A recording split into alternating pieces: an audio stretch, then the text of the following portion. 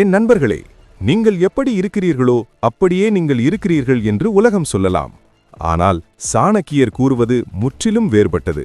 ஒருவர் எப்படிப்பட்டவராக இருந்தாலும் சரி, ஆனால் அவர் அதே நிலையில் இருந்து கொண்டே இருந்தால் அவர் ஒருபோதும் பெரியவராக மாற முடியாது.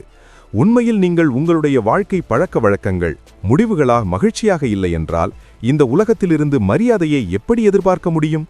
அதனால்தான் முதலில் நாம் நம்மையே மேம்படுத்திக் கொள்ள வேண்டும். இல்லையென்றால் மக்கள் எப்பொழுதும் நீ உன்னை எப்படி நடத்துகிறாயோ நானும் உன்னை அப்படியே நடத்துவேன் என்பதை நிரூபிப்பார்கள். நாம் எல்லாரும் நம்முடைய வாழ்க்கையில் சில விஷயங்களை விரும்புகிறோம்: பணம், அன்பு, வெற்றி, மரியாதை. ஆனால் இந்த அனைத்திற்கும் மேலாக மிகவும் நெகிழ்வானதும் விலைமதிப்பற்றதும் கண்டுபிடிக்க மிகவும் கடினமான ஒன்று மரியாதை. மரியாதையை வாங்க முடியாது, அதை கேட்கவும் முடியாது. அதை நீங்கள் சம்பாதிக்க மட்டுமே முடியும். இப்போது நான் உங்களுக்கு மரியாதையை பெற உதவும் 12 விதிகளை சொல்லப் போகிறேன். இந்த 12ல் நீங்கள் 5 விதிகளை மட்டுமே வாழ்க்கையில் பயன்படுத்தினாலும் உங்கள் மதிப்பு முதல் நாளிலேயே உயர்ந்ததை உணரத் தொடங்குவீர்கள். மக்கள் உங்கள் பேச்சை கேட்பார்கள், புரிந்து கொள்வார்கள், உங்களுடைய இருப்பை உணர்வார்கள். அப்படித்தான் மரியாதைக்குரிய மனிதர்கள் உருவாகிறார்கள். சில நேரங்களில் நம்முடைய சமூக வாழ்க்கையிலே யாராவது ஒருபோதும் நம்மை கேலி செய்யலாம், புறக்கணிக்கலாம், குறுக்கிடலாம், மரியாதை குறைவாக கொடுக்கலாம். நாம் தகுதியான கேப்சூல் நமக்கு கிடைக்கவில்லை என்று உணரும்போது உண்மையிலேயே கஷ்டமாக இருக்கும். நண்பர்கள் அல்லது நெருக்கமானவர்கள் நம்மை கவனிக்காமல் இருப்பார்கள். ஆனால் அதே மக்கள் வேறொருவரது வார்த்தைகளை முக்கியமாக எடுத்துக்கொள்வார்கள். ஏன் அப்படி? நான் ஏன் இவ்வளவு குறைவாக மதிக்கப்படுகிறேன்? இதற்கான பதில் சாணக்கியரிடம் மிகவும் சக்தி வாய்ந்த விதியாக உள்ளது. தன் கண்ணியத்தை அறியாத மனிதனின் கண்ணியம் சமுதாயத்தால் ஒருபோதும் உயர்த்தப்படாது. அதாவது மரியாதையை நாமே சம்பாதிக்க வேண்டும். அதற்காக நம்முள் ஆளுமை, தன்னம்பிக்கை, நேர்மையான மனப்பான்மை வளர்த்து கொள்ள வேண்டும். அதன் பிறகு மக்கள் தானாகவே உங்களை மதிக்கத் தொடங்குவார்கள். நண்பர்கள், குடும்பம், சமூகம், எல்லோரும். சரி, இன்று அந்த 12 சக்தி வாய்ந்த விதிகளுடன் ஆரம்பிக்கலாம். இவை உங்கள் வாழ்க்கையில் பெரிய மாற்றத்தை உருவாக்கும். மக்கள் உங்களை செவிமடுக்கத் தொடங்குவார்கள், பின்பற்றத் தொடங்குவார்கள், உங்கள் பேச்சுக்கும் மதிப்பு கொடுப்பார்கள். மரியாதை நிமித்தம் நீங்கள் தானாகவே உயர்ந்த நிலைக்கு செல்ல ஆரம்பிப்பீர்கள். ஆக ஆரம்பிப்போம்.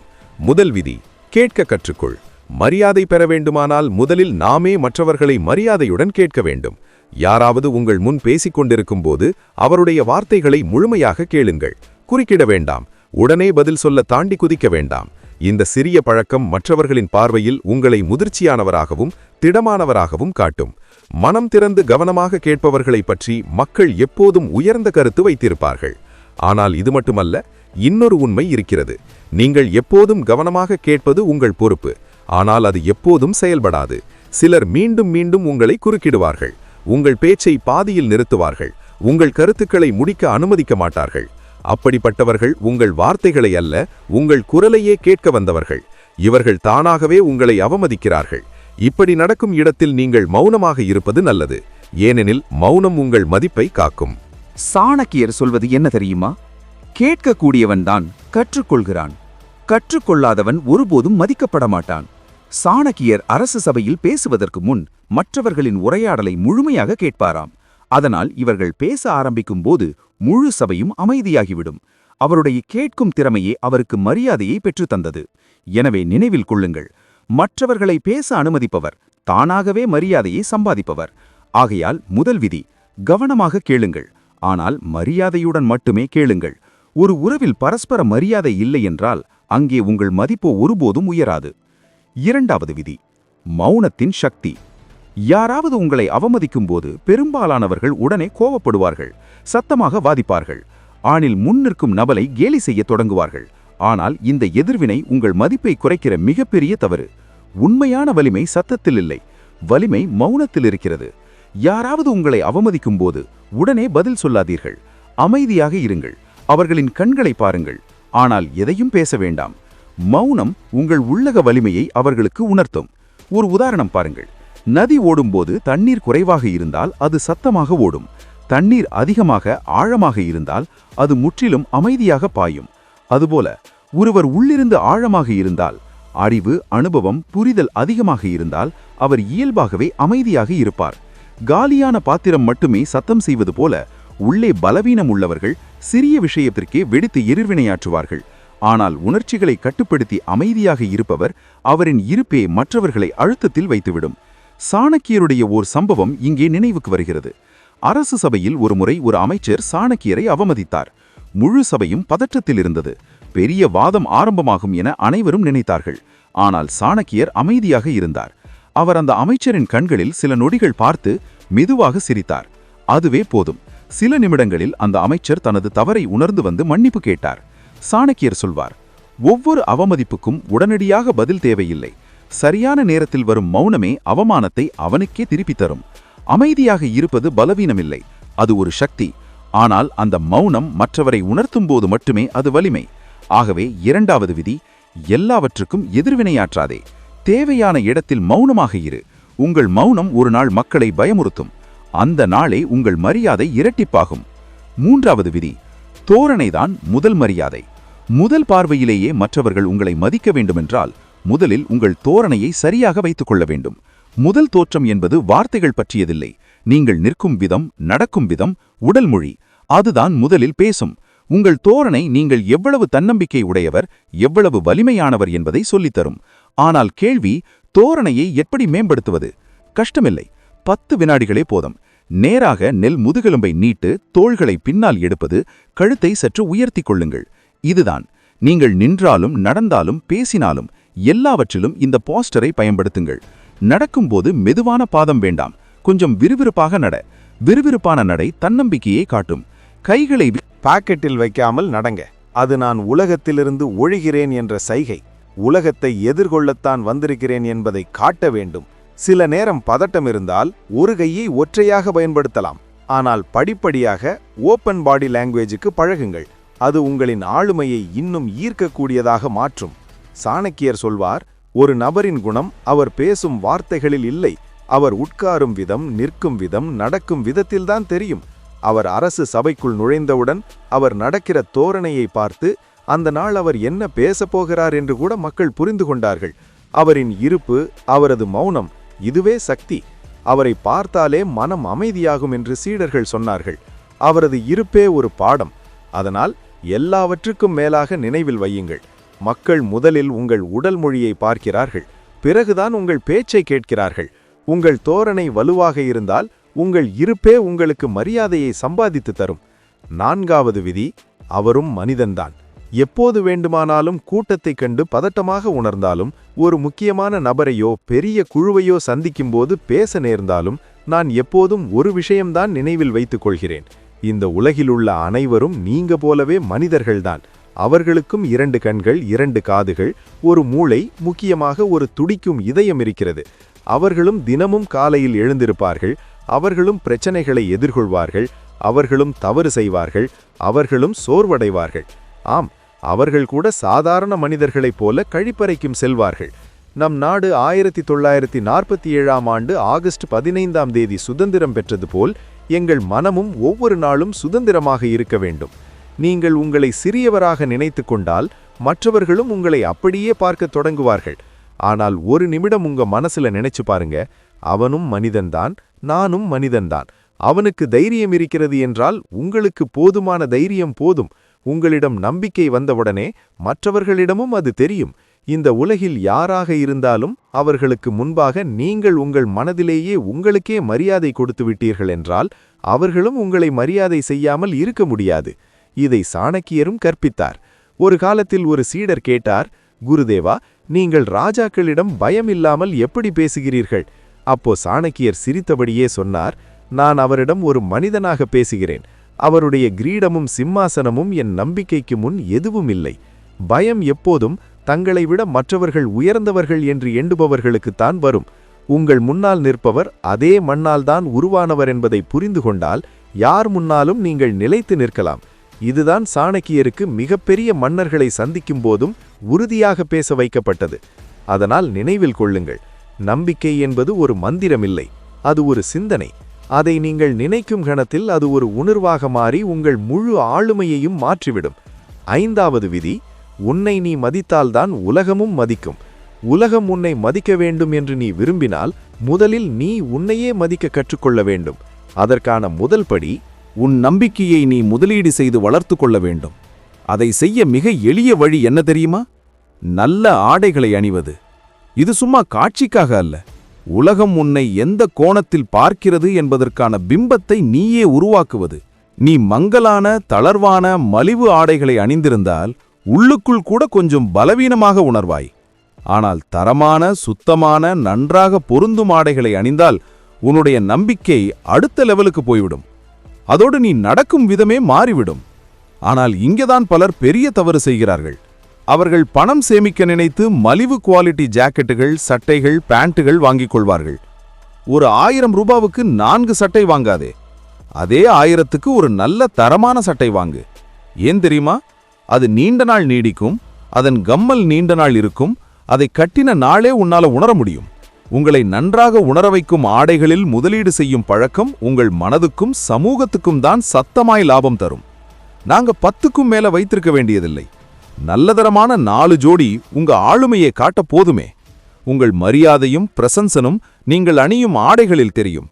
சாணக்கியரும் இதையே சொன்னார். ஒருவரின் உடை அவரது மனதை காட்டும் கண்ணாடி. தன்னை மதிப்பவன்தான் மற்றவரால் மதிக்கப்பட முடியும். சாணக்கியர் எப்போதும் சொல்வார், உடைகள் விலை உயர்ந்ததாக இருக்க வேண்டியதில்லை. சுத்தமா, நீட்டா, நீண்ட நாள் நீடிக்கும் மாதிரி இருக்கணும். அதுவே உங்க ஆளுமையை அழகாக உலகத்துக்கு காட்டும். நினைவில் வையுங்கள், ஆளுமையை ஆடைகள் உருவாக்குவதில்லை. ஆனால் ஆடைகள் உங்க ஆளுமையை உலகத்துக்கு எடுத்துக்காட்டும் கருவி. உலகம் பெரும்பாலும் அவ் கண்களுக்கு தெரிந்ததைத்தான் உடனே நம்புகிறது. 6வது விதி, மெதுவாக பேசு, மரியாதை தானாக வரும். விதிகள் பற்றி பேசும்போதே ஒரு விஷயம் நினைவில் வையுங்கள். பேசும்போது மெதுவாக சிந்தித்து இடைநிறுத்தங்களுடன் பேசுங்கள். அவசரமாக, வேகமாக பேசுபவர்களை கேட்டால் அவர்களுடைய குரலில் பதட்டமும் பொறுமையின்மையும் தெரியும். அது அவர்களின் ஆளுமையை பலவீனமாக காட்டுகிறது. ஆனால் அமைதியாக, நிதானமாக பேசுபவர்கள் அதிகமாக பேச மாட்டார்கள். ஆனால் அவர்கள் சொல்லும் சில வார்த்தைகள் ஆழமான தாக்கத்தை ஏற்படுத்தும். சினிமாவிலும் கூட பாரு, சில கதாபாத்திரங்கள் பாடி ஸ்ட்ராங்கா இருக்கலாம். ஆனா அவர்கள் வேகமா, அவசரமா பேசுவாங்க. உடனே மரியாதை குறையும். மறுபுறம் சாதாரண தோற்றமுள்ள கேரக்டரே இருந்தாலும் அவர் மெதுவாய், கட்டுப்பாட்டுடன் பேசினால் அவரை பற்றிய மரியாதை நம்முள் தானா உருவாகிறது. மரியாதை என்பது குரலின் துணியிலிருந்து வரும். சாணக்கியரும் இதையே சொல்கிறார். உரத்த குரலில் பேசப்படும் ஒரு உண்மை 100 பொய்களை விட வலிமையானது. அவர் ராஜாக்களையும் அமைச்சர்களையும் விட சக்தி வாய்ந்தவர். ஆனால் எப்போதும் அமைதியான, நிலையான குரலில்தான் பேசுவார். அந்த குரலில் இருந்த நிதானத்திற்கு முன்பாக முழு அரசவையும் அமைதியாகி அவரை கேட்டது. ஒருமுறை ராஜா, நீ ஏன் எப்போதும் மெதுவாக பேசுற என்று கேட்டார். சாணக்கியர் சொன்னது, வேகமாக பேசுபவன் பயப்படுகிறான். அமைதியாக பேசுபவன்தான் தன் சொற்களையும் சூழ்நிலையையும் முழுமையாக கட்டுப்படுத்துகிறான். வேகமாக பேசுவது பலவீனத்தின் அடையாளம் அல்ல. ஆனால் வலிமை, நிதானம் மெதுவான குரலில்தான் வெளிப்படும். ஆகவே நினைவில் கொள், நீ மெதுவாக பேசினால் மற்றவர் உன் வார்த்தைகளை கவனமாக கேட்பார். தாழ்ந்த, மென்மையான குரல் தன்னம்பிக்கையின் அடையாளம். உரத்த, கரகரப்பான குரல் பாதுகாப்பின்மையை காட்டும். உன் மரியாதையை அதிகரிக்க வேண்டுமா? அப்படின்னா இடைநிறுத்தங்களுடன் பேசு. உன் வார்த்தைகளுக்கு அர்த்தத்தை கொடு. அதுவே உன் ஆளுமையை மற்றவர்களிடமிருந்து வேறுபடுத்தும். 7வது விதி, உன் கலையில் நிபுணராகு. உன் கலை என்னவோ அதில் நிபுணராகு. உலகமே உன்னை நிபுணராக ஏற்றுக்கொள்ளும் அளவுக்கு திறமையை உருவாக்கு. அப்போதுதான் உலகம் தானாகவே உன்னை மதிக்கத் தொடங்கும். உண்மையை சொல்ல போனாலே நிஜமான மரியாதை யாருக்கு கிடைக்கிறது என்றால் தன் வேலையில் உச்சநிலையை அடைந்தவர்களுக்கே. உலகம் வெளித்தோற்றங்களை பார்த்து மரியாதை கொடுப்பதில்லை, உன் செயல்திறனை பார்த்துதான் மரியாதை கொடுக்கிறது. இன்று விராட் கோலி மிகப்பெரிய வீரர். ஆனால் சச்சின் டெண்டுல்கரின் முன்னிலையில் அவரும் மரியாதையுடன் தலைவணங்குவார். ஏன சச்சின் தனது கலையின் உச்சத்தில் நின்றவர். அவரின் மகத்துவம் வெறும் சாதனைகளில் மட்டுமில்லை, ஒருவர் கனவு காணக்கூடிய உச்சநிலையை அவர் அடைந்தவர். எந்த துறையானாலும் சரி, வணிகம், கலை, விளையாட்டு, உடற்பயிற்சி, தொழில்நுட்பம், சமையல் அல்லது படிப்பு, ஒருவன் தனது திறமையில் சிறந்தவனாக மாறினால் உலகமே அவனை மரியாதை செய்யும். அவர்கள் கூட்டத்தில் கலந்து போக மாட்டார்கள். அவர்களை பார்ப்பதே நம்மை ஊக்கப்படுத்தும். சாணக்கியரும் சொன்னார், கலை மற்றும் அறிவு என்பது திருட முடியாத செல்வம். அதனால்தான் அவர் தனது காலத்திலேயே மிகவும் மரியாதைக்குரியவராக இருந்தார். அவரது அறிவு, ஞானம், திறமை மற்றவர்களை விட உயர்ந்தது. சாணக்கியர் மிகவும் கற்றவர். அவரது அறிவுக்கு முன்பாக பெரிய மன்னர்களை கையை கூப்பி நின்றார்கள். அதனால் உன் மனதில் ஒரு இலக்கை வை. எந்த துறையானாலும் அதில் சூப்பர் ஸ்டார் ஆக வேண்டும். நல்லவனாக மட்டும் இருக்காதே, சிறந்தவனாக இரு. கற்றுக்கொள்வது போதாது, நிபுணராக மாற வேண்டும். உன் கலை வலிமையானதாக இருந்தால் உன் படைப்பு தானே பேசும். பிறகு நீ மரியாதை கேட்க வேண்டியதில்லை, மரியாதைதான் உன்னை தேடி வரும். விதி 8வது. உலகில் அசாதாரணமான மரியாதையை பெற வேண்டுமென்றால் டீ கருத்தை ஏற்றுக்கொள்ளுங்கள். இது மிகவும் எளிமையான ஒன்று, ஆனால் அதன் தாக்கம் ஆச்சரியமாக பெரியது. டீ என்ற வடிவத்தில் 2 கோடுகள் உள்ளன, ஒரு செங்குத்துக் கோடு மற்றும் ஒரு கிடைமட்ட கோடு. செங்குத்துக் கோடு நீங்கள் ஒரு துறையில் மிகவும் ஆழமாக சென்று அந்த துறையில் நிபுணராக மாறுவதை குறிக்கிறது. உங்கள் திறமை அதுதானே வலுவாக இருக்க வேண்டும், அந்த வேலை சம்பந்தமாக மக்கள் உங்களை தேடி வரும்படியான அளவுக்கு. அதே சமயம் கிடைமட்ட கோடு மற்ற துறைகளில் அடிப்படை அறிவு மற்றும் திறமைகள் கொண்டு உங்களை முழுமையாக வளர்த்துக் கொள்வதை குறிக்கிறது. இந்த 2 வரிகளும் சேர்ந்தால்தான் உங்கள் ஆளுமை டீ வடிவம் பெறுகிறது. ஒரு துறையில் நிபுணத்துவம், அதை சுற்றி ஆதரவு கொடுக்கும் பல திறமைகள். இதை விராட் கோலி, MS தோனி போன்றவர்கள் மிக சரியாக நிரூபிக்கிறார்கள். கிரிக்கெட்டில் அவர்களின் தேர்ச்சி, அதாவது செங்குத்து கோடு, அவர்களை உலகளாவிய ஐகான்களாக்கியது. ஆனால் அவர்கள் அங்கேயே நின்றுவிட்டவர்கள் அல்ல. English communication, fashion sense, fitness, public appearance போன்ற துறைகளிலும் அவர்கள் தங்களை தொடர்ந்து மேம்படுத்திக் கொண்டார்கள். அதன் விளைவாக மக்கள் அவர்களை வெறும் விளையாட்டுக்காக மட்டுமில்லை, அவர்கள் முழு ஆளுமைக்காக மதிக்கிறார்கள். சாணக்கியரும் கூட இதே கருத்தை வலியுறுத்துகிறார். ஒரு நபர் ஒரு கலையிலும் பல கலைகளிலும் திறமை பெற்றிருந்தால் அவர் உலகத்தில் மரியாதை பெறுவார், சமூகத்தில் மிகுந்த செல்வாக்கும் மரியாதையும் பெறுகிறார். அதேபோல உங்களுக்கும் ஒரு முக்கிய திறமையை ஆழமாக கற்றுக்கொள்ளும் நோக்கம் இருக்க வேண்டும். அதை அடிப்படையாக வைத்து மற்ற திறமைகளையும் மெதுவாக வளர்த்து கொள்ளுங்கள். அப்போதுதான் உங்கள் ஆளுமை முழுமையடையும். 2ம் இருந்தால் உயர்வு மட்டுமல்ல, மரியாதையும் நிச்சயம். கூட்டத்திலிருந்து உங்களை வேறுபடுத்தி ஒரு புதிய நிலையில் நிறுத்தும் விதி இதுதான். விதி 9. உங்களை பார்த்து சிரிக்க கற்றுக்கொள்ளுங்கள். உங்களை பார்த்து சிரிக்க கற்றுக்கொள்ளுங்கள். ஆம், உங்களையே பாருங்கள் மற்றும் சிரிக்கவும். இந்த குணம் அரிதானது, ஆனால் அதன் மூலம் மக்களுக்கு உங்கள் மரியாதை தானாகவே அதிகரிக்கும். எப்போது நீங்கள் உங்கள் சொந்த சிறிய தவறுகளை, பலவீனங்களை அல்லது வேடிக்கையான சம்பவங்களை உணர்ந்து சிரிப்பீர்கள், மற்றவர்கள் உடனடியாக புரிந்து கொள்வார்கள். இந்த நபரை காயப்படுத்துவது கடினம். இந்த விதி ஒரு சக்தி வாய்ந்த உத்தியாகும். நீங்கள் அதை ஏற்றுக்கொண்டால் மற்றவர்கள் உங்களை கேலி செய்தாலும் அது உங்கள் மரியாதையை பாதிப்பதில்லை. மாறாக அது வளிமண்டலத்தை ஒளிரச் செய்கிறது மற்றும் மக்களை நேர்மறையாக பாதிக்கிறது. உதாரணமாக, நான் எனது வாழ்க்கையில் சந்தித்த தவறுகள், வேடிக்கையான குறைபாடுகள் மற்றும் விசித்திர சம்பவங்களை அனைவரிடம் பகிர்ந்து சிரிக்கிறேன். இதன் மூலம் நான் கட்டுப்பாட்டை பராமரிக்கிறேன். எதிராளியின் கைகளில் உள்ள கேலி ஆயுதம் வேலை செய்யாது, ஏனெனில் நீங்கள் செய்த நகைச்சுவையை யாரும் பயன்படுத்த முடியாது. இந்த விதியை எல்லாரிடமும் பயன்படுத்த வேண்டாம், அதற்கு உகந்தவர்கள் மட்டும். உங்கள் நெருங்கிய நண்பர்கள், குடும்பத்தினர், நம்பியவர்கள். இந்த உத்தி உங்கள் தனிப்பட்டது. இது உங்கள் மரியாதையும் உறவையும் பலப்படுத்தும். சாணக்கியரும் இதே கருத்தை வலியுறுத்துகிறார். ஒருவர் தனது பலவீனங்களை ஏற்றுக்கொள்வதை பார்க்கும்போது அவர் மற்றவர்களின் அடிகளிலிருந்து பாதுகாப்பாக இருக்கிறார். உங்கள் சொந்த குறைபாடுகளை ஏற்றுக்கொண்டால் அதை பார்த்தவர்கள் அதை உங்கள் மீது எதிர்வினையாக பயன்படுத்த முடியாது. இது உங்களை மனதளவும் சமூக ரீதியிலும் வலிமையாக்குகிறது. உங்களையே பார்த்து சிரிப்பது பலவீனமல்ல, இது நம்பிக்கையின் அடையாளம். உங்கள் உணர்வுகளை, ஆளுமையை வெளிப்படுத்தவும் உங்கள் குறைபாடுகளை சொந்தமாக்கவும் கற்றுக்கொள்ளுங்கள். யார் தன்னை கட்டுப்படுத்துகிறாரோ அவரையே மக்கள் மதிக்கத் தொடங்குவர். விதி 10. உங்கள் பலவீனங்களை யாரிடமும் வெளிப்படுத்தாதீர்கள். உங்கள் உண்மையான பலவீனங்களை யாரிடமும் வெளிப்படுத்தாதீர்கள். கடைசி விதியில் நாம பேசினோம். சில நேரங்களில் நெருங்கிய நண்பர்கள், குடும்பத்தினரிடம் உங்கள் சிறிய குறைபாடுகளை பார்த்து சிரிப்பது நன்மை தரும். ஆனால் இதுவே அனைத்து சூழ்நிலைகளுக்கும் பொருந்தாது. உங்கள் உண்மையான பலவீனங்களை வெளிப்படுத்துவது எதிர் விளைவுகளை ஏற்படுத்தும். உங்களுடைய உண்மையான பலவீனங்கள் என்ன? உங்கள் சுயமரியாதை, உங்கள் தன்னம்பிக்கை, உங்கள் எதிர்காலத்தை பாதிக்கக்கூடிய விஷயங்கள். இந்த அனைத்தையும் யாருடமும் பகிர்வது ஆபத்தானது. சாணக்கியர் தனது வேதத்தில் மிக தெளிவாக கூறியுள்ளார். உன் பலவீனங்களை யாரிடமும் சொல்லாதே. பலவீனங்களை பகிர்ந்தால் ஆரம்பத்தில் அது நன்றாக தோன்றலாம். மக்கள் புரிந்துகொள்வர், அனுதாபம் காட்டுவர். ஆனால் உறவுகள் மாறும்போது, சூழ்நிலைகள் மாறும்போது அந்த பலவீனங்கள் உங்கள் எதிர்காலத்தில் ஆயுதமாக மாறும். சில நேரங்களில் ஒரு நபர் உங்களை தாழ்த்த முயற்சிக்கும் போது அது உங்கள் சொந்த குறைபாடுகளின் காரணமாகவே ஆகலாம். அவரின் தீங்கில் உங்களை நோக்கி திரும்பும். உலகில் எல்லா மக்களும் நல்லவர்கள் அல்ல. சிலர் வாய்ப்புகளை தேடுகிறார்கள்.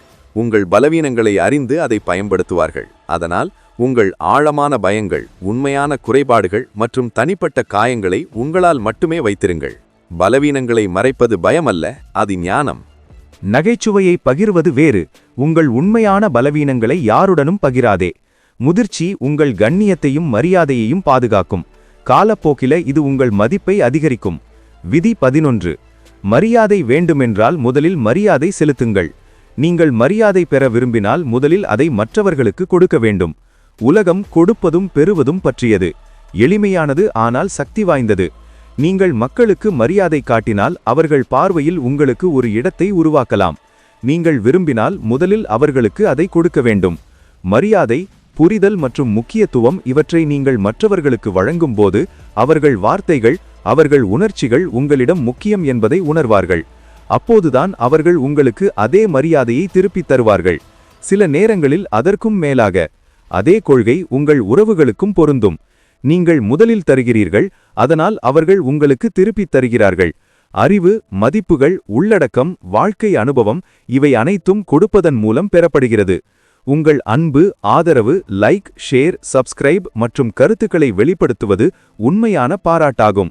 இது உறவை வலிமையாக்கி நம்பகமானதாக ஆக்குகிறது. சாணக்கியர் வலியுறுத்துகிறார், மற்றவர்களை மதிக்காதவன் பெரியவன் ஆக முடியாது. கொடுப்பவன் மட்டுமே சமூகத்தில் மதிக்கப்படுகிறான். மரியாதை இதயத்திலிருந்து பிறக்கிறது. முன்னிலையில் இருப்பவருக்கு பணிவையும் மரியாதையையும் காட்டுங்கள். மரியாதை என்பது கண்ணாடி போன்றது. நீங்கள் எதை கொடுத்தாலும் அதுவே திரும்பி வரும். முதலில் கொடுங்கள், பின்னர் உலகம் உங்களை அதே வழியில் பார்க்கும்.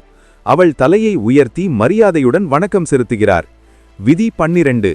உங்கள் கிடைக்கும் தன்மையை குறைக்கவும். உலகில் மரியாதை அதிகரிக்க விரும்பினால் உங்கள் கிடைக்கும் தன்மையை சரியாக கையாள வேண்டும். இந்த சட்டம் மிகவும் சக்தி வாய்ந்தது. அதனால் இது 45 அதிகார விதிகள் புத்தகத்திலும் குறிப்பிடப்பட்டுள்ளது. மிகவும் பயனுள்ள உத்திகளில் ஒன்றாக கருதப்படுகிறது. நான் இதை மீண்டும் சொல்கிறேன், ஏனென்றால் மரியாதையை அதிகரிப்பதில் இதைவிட அதிகம் வேலை செய்யும் விதி இல்லை. நீங்கள் எல்லா இடங்களிலும் எல்லோரிடம் எப்போதும் கிடைக்கிறீர்கள் என்றால் மக்கள் உங்கள் முக்கியத்துவத்தை உணர்வதை நிறுத்திவிடுவர். நீங்கள் அவர்களிடம் சாதாரணமாக தோன்றுவீர்கள். ஆனால் உங்கள் கிடைக்கும் தன்மையை குறைத்தால் உங்கள் மதிப்பு தானாகவே அதிகரிக்கும். இயற்கையை பார்த்து எடுத்துக்கொள்ளுங்கள்.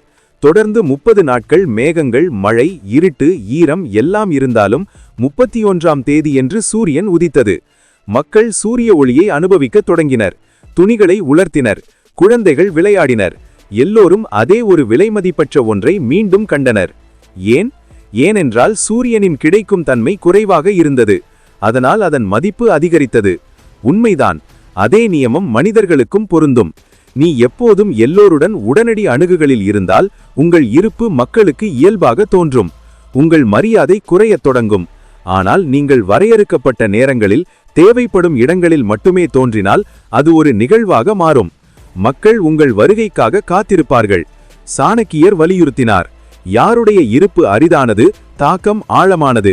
அந்த நபர் குறைந்திருப்பதால் சமூகம் அதை மதிக்கும். அது மரியாதையை வளர்க்கிறது. எனவே நீங்கள் விரும்பினால் உங்கள் மரியாதை சூரியன் போல வானத்தை பிரகாசிக்கட்டும். ஆனால் எல்லா நேரங்களிலும் காணப்பட வேண்டாம். கிடைக்கும் தன்மையை குறைத்தால் மக்கள் உங்களை அதிக மதிப்பிடுவர். நண்பர்களே, இதுவே எங்கள் 12 விதிகள்.